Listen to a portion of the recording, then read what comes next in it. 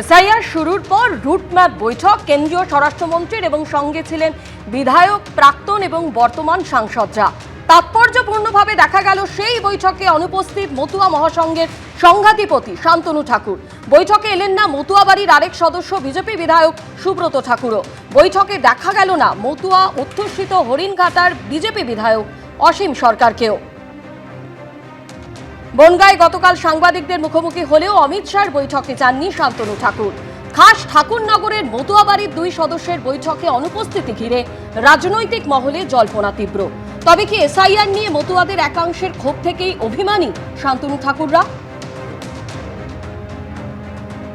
আমার প্রধানমন্ত্রীজির বৈঠক আছে, আমার নিজের ম্যারিটাইম সাবজেক্ট নিয়ে, যার জন্য আমাকে পিএমও থেকে ফোন করেছিল, আমি বেরিয়ে গেছি।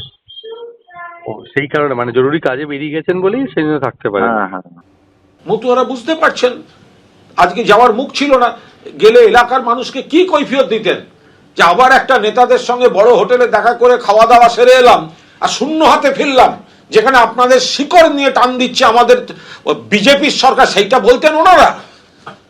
মুখ রক্ষাই যায়নি। কোনো বিষয় নয়, তারা কেন আসেনি নিশ্চয়ই আমাদের শীর্ষ নেতৃত্বকে জানিয়েছেন। খুব ক্লিয়ার যে আমাদের মতুয়া ভাই, রাজবংশী ভাইদের কোনো চিন্তিত হবার কোনো কারণ নেই।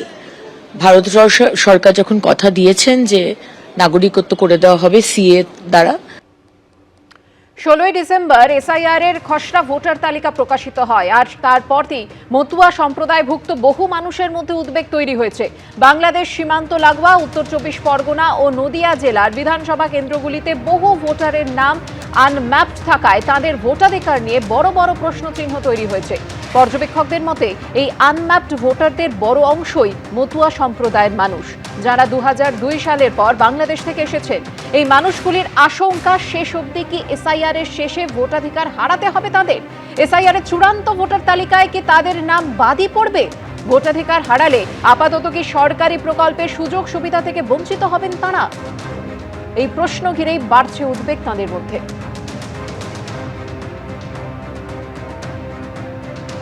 मतुआओं को डरने की कोई जरूरत नहीं है। ये भारतीय जनता पार्टी का वादा है। जो शरणार्थी बंगाल में आए हैं वो भारत के नागरिक है, इनका कोई नुकसान नहीं कर सकता, ममता बनर्जी भी नहीं कर सकती। श्री हरिचांद ठाकुर ने हमें कर्म का मर्म दिखाया, श्री गुरुचांद ठाकुर ने कलम थमाई और बोरोमा ने अपना मातृत्व बरसाया। इन सभी महान संतानों को भी मैं नमन करता हूं। কেন্দ্রীয় নেতৃত্বের সঙ্গে যোগাযোগ না রেখে তাদেরকে এড়িয়ে যাওয়া, সেই বিষয়টি তাদের যারা ভোটার তাদের কাছে কতটা ইতিবাচক বার্তা দেবে, এটাই প্রশ্ন। মুশকিল হলো যে এই ধরনের বিষয়ে তারা যদি আসতেন এবং এই বৈঠকে আলোচনা করতেন এবং তার নিরিখে সেই বক্তব্যগুলো স্বচ্ছভাবে মানুষের কাছে পেশ করতে পারতেন, তাহলে অর্থাৎ এক্ষেত্রে কোনো একটি অস্বস্তির কারণে কেন্দ্রীয় নেতৃত্বের সঙ্গে দূরত্ব বজায় রাখার কোনো বার্তা কিন্তু রাজনৈতিকভাবে কোনো জনপ্রতিনিধিকে খুব একটা সুবিধা দেওয়ার কথা নয়, বিশেষ করে নির্বাচন যখন সামনে। কেন্দ্রীয় স্বরাষ্ট্রমন্ত্রী অমিত শাহর কলকাতার কর্মসূচিতে অনুপস্থিত থাকলেন অনন্ত মহারাজ। তিনি জানালেন যে ফোনে আমন্ত্রণ জানানো হলেও তাকে রুটম্যাপ জানানো হয়নি। শুধু তাই নয়, কলকাতার বৈঠকে না যেতে পারায় দলের একাংশের বিরুদ্ধে ক্ষোভ উগরে দিলেন গ্রেটার কোচবিহার পিপলস অ্যাসোসিয়েশনের প্রতিষ্ঠাতা সদস্য এবং বিজেপির রাজ্যসভার সাংসদ। অনন্ত মহারাজ ছাড়াও 31 তারিখের বৈঠকে উপস্থিত ছিলেন না বিজেপি সাংসদ শান্তনু ঠাকুর, বিধায়ক সুব্রত ঠাকুর এবং অসীম সরকার।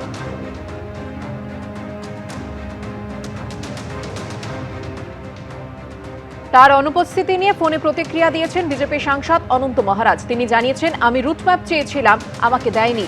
কোথায় হবে, কি ব্যাপার, আমাকে বলেনি। রুটম্যাপ চেয়েছি, আমাকে দেয়নি। কোথায় হবে, কি ব্যাপার, আমাকে বলেনি। মানে এমনি কি আপনাকে আমন্ত্রণ জানিয়েছিল এই কর্মসূচিতে? কতবার বললাম আমাকে মেসেজ দাও, মেসেজে পাঠিয়ে দাও, দিব বলে। এখানে কতগুলো ইন্টেনশনাল লোক এই কাজ করতেছে। এই বিষয়টা নিয়ে ভবিষ্যতে যদি দেখা হয় অমিত শাহজির সাথে কথা বলবেন? অবশ্যই বলবো। রাজ্যের যারা বিজেপি আছে তারা ফাতরামি করছে। অমিত শাহর কলকাতা সফরে অনুপস্থিত অনন্ত মহারাজ, আর এই নিয়ে বিজেপি বিধায়ক অগ্নিমিত্রা পাল তিনি বলছেন, আমন্ত্রণ পেয়ে যদি লোকেশনে না আসতে পারেন সেটা আমাদের দুর্ভাগ্য, এরপর থেকে ওনাকে লোক দিয়ে নিয়ে আসা হবে। সবাই তো এত টেক্সাভি নয়, আর সবার কাছে তো এই লোকেশনের বিষয়টা, আমি নিজেও লোকেশনের ম্যাপ বুঝতে পারি না অনেক সময়। তো আজকে আমরা আনফর্চুনেট দুর্ভাগ্য আমরা অনন্ত মহারাজজিকে পেলাম না। যারা কলকাতায় থাকেন না, স্পেশালি উনি যেখানে উত্তরবঙ্গের মানুষ, অত বেশি ওনাকে কলকাতায় আমরা পাই না কাজের ক্ষেত্রে, সেখানে পরের বার সেরকম ব্যবস্থা করতে হবে। ধরনের যারা খুঁজে পাচ্ছেন না হোটেল বা কিছু, সেটা নিয়ে ডেফিনেটলি আমরা বিষয়টি দেখব এবং দরকার হলে কার্যকর্তারা তার সাথে ট্যাগ অন করে তাকে নিয়ে আসবেন। তারা অত্যন্ত বিশেষ মানুষ, আমাদের জন্য সম্মানীয় আমাদের বিধায়করা, আমাদের সাংসদরা। আগামী দিন যাতে না হয় আমরা সেটাই দেখব। 28শে ডিসেম্বর দিনহাটার একটি সভা থেকে কার্যত এসআইআর নিয়ে হুঁশিয়ারির সুর শোনা গেছিল বিজেপির রাজ্যসভার সাংসদ অনন্ত মহারাজের মুখে। সেদিন ঠিক কি বলেছিলেন গ্রেটার কোচবিহার পিপলস অ্যাসোসিয়েশনের প্রতিষ্ঠাতা সদস্য অনন্ত মহারাজ, শুনুন। যদি ইয়াতে কোনো ভোটার লিস্টের নাম না আসে, তোমার ব্যাংক ট্যাঙ্ক সব ফ্রিজ হয়ে যাবে, কোনো সুবিধা পাবেন না। গৃহমন্ত্রী কোচে ডিটেনশন ক্যাম্প বানাবে, অর্গানাইজারদের নাম উঠে নেই ওগুলো রাখবে। অনন্ত মহারাজের বৈঠকে অনুপস্থিতি নিয়ে কটাক্ষ করেছে তৃণমূল কংগ্রেস। তৃণমূল কংগ্রেস বলছে, অমিত শাহজি ও বঙ্গ বিজেপির নেতৃত্ব আগে তাদের নিজেদের যে সাংসদ আছে তাদের এক সুতোয় বাঁধুন, তারপর বাংলা দখল, বাংলায় 2/3 আসন, এসব নিয়ে ভাববে। অমিত শাহজি এবং বঙ্গ বিজেপির নেতৃত্বরা তাদের নিজেদের যারা সাংসদ আছেন আগে তাদেরকে এক সুতোয় বাঁধুন, তারপরে বাংলা দখল, বাংলায় 2/3 আসন, এইসব নিয়ে পরে ভাববেন। আগে নিজেদেরটা সামলান, ঘর সামলান। ফের রাজ্যে আসছেন প্রধানমন্ত্রী। বিজেপি সূত্রে খবর, জানুয়ারিতে মালদায় সভা করার জন্য প্রধানমন্ত্রীর দফতরে আবেদন জানানো হয়েছে। সবুজ সংকেত মিললেই প্রস্তুতি শুরু হয়ে যাবে।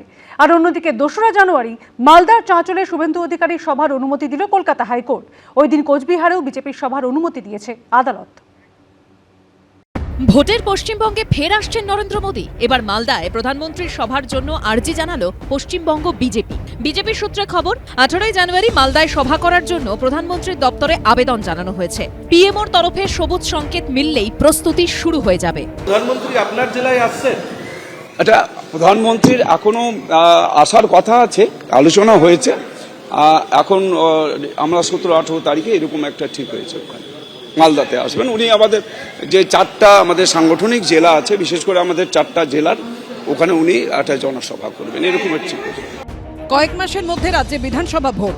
মঙ্গলবারই তৃণমূল সরকারকে উপড়ে ফেলার আহ্বান জানিয়েছেন অমিত শাহ। 17 দিন পর ফের রাজ্যে আসছেন নরেন্দ্র মোদী। তার আগে এদিন দলীয় কর্মী সমর্থকদের তাতিয়ে দিলেন কেন্দ্রীয় স্বরাষ্ট্রমন্ত্রী। मित्रों, जब मैं कहता हूं कि अगली सरकार भाजपा सरकार बनने वाली है, तब कई लोगों को लगता है कि ममता बनर्जी के खिलाफ, उसकी सरकार के खिलाफ और उसके भतीजे के खिलाफ जो रोष है, जो गुस्सा है, उसके आधार पर सरकार बनने वाली। वो तो निश्चित रूप से एक फैक्टर है, मगर 2016 से 2025 तक हमारे कार्यकर्ताओं ने बंगाल के अंदर परिश्रम की पराकाष्ठा की। मैंने कहीं पर भी इतना परिश्रमी और बलिदानी कार्यकर्ता नहीं देखा है जो बंगाल। চলতি বছরে 5 বার রাজ্যে এসেছেন প্রধানমন্ত্রী। তবে খারাপ আবহাওয়ার কারণে গত 20 ডিসেম্বর নদিয়ার তাহিরপুরের সভায় সশরীরে আসতে পারেননি প্রধানমন্ত্রী। ভার্চুয়ালি বার্তা দেন তিনি। বিজেপি সূত্রে খবর, আগামী 4 মাসে ন্যূনতম 8টা সভা করতে পারেন প্রধানমন্ত্রী। ভোট পাখি একটু ভোটের সময় উঠতে উঠতে আসে। 2021-এও এসেছিলেন, 2024-এও এসেছিলেন, উপযুক্ত জবাব পেয়ে ফেরতও চলে গিয়েছিলেন। এরকম ঘটনা হবে, তারাই আসবে, এসে বাংলাকে বলবে আরে হাম লোগো কো ভোট দো, বলে চলে যাবেন। অন্যদিকে 2রা জানুয়ারি মালদায় চাঁচলে শুভেন্দু অধিকারীর সভার অনুমতি দিল কলকাতা হাইকোর্ট। বিচারপতি বিশ্বরূপ চৌধুরীর নির্দেশ, বিজেপির 9000 কর্মী সমর্থককে নিয়ে কর্মসূচি করা যাবে। দুপুর 1টা থেকে 3টের মধ্যে সভা করতে হবে। 70টি মাইক ব্যবহার করা যাবে। প্রসঙ্গত, মালদার চাঁচলের কলম বাগানে 2রা জানুয়ারি শুভেন্দু অধিকারীর সভা করার কথা, কিন্তু আইন শৃঙ্খলার কারণ দেখিয়ে তাতে অনুমতি দেয়নি পুলিশ। এরপরই হাইকোর্টের দ্বারস্থ হয় বিজেপি। শুভেন্দু অধিকারীকে আমরা এর আগেও বলেছিলাম সব থেকে বেশি ভয় পায়। প্রশাসনের এটা লজ্জাজনক একটা ব্যাপার। আইনের ব্যাপারে তো কোনো টেকনিক্যাল কি বিষয় এটা পুলিশ বা প্রশাসন বলতে পারবেন, আর বাকিটা যখন হাইকোর্ট দিয়েছে তার মধ্যে কেন মন্তব্য করতে যাবো। অন্যদিকে আগামী 2রা জানুয়ারি কোচবিহারেও বিজেপির সভার অনুমতি দিয়েছে কলকাতা হাইকোর্ট। 3000 কর্মী সমর্থক নিয়ে সভা করা যাবে, নির্দেশ দিয়েছে আদালত। সূত্রের খবর, এই সভায় থাকতে পারেন মিঠুন চক্রবর্তী, শিবাশিস মৌলিক, সৌভিক মজুমদার, অভিজিৎ চৌধুরীর রিপোর্ট, এবিপি আনন্দ। এবিপি আনন্দ, এগিয়ে থাকে, এগিয়ে রাখে।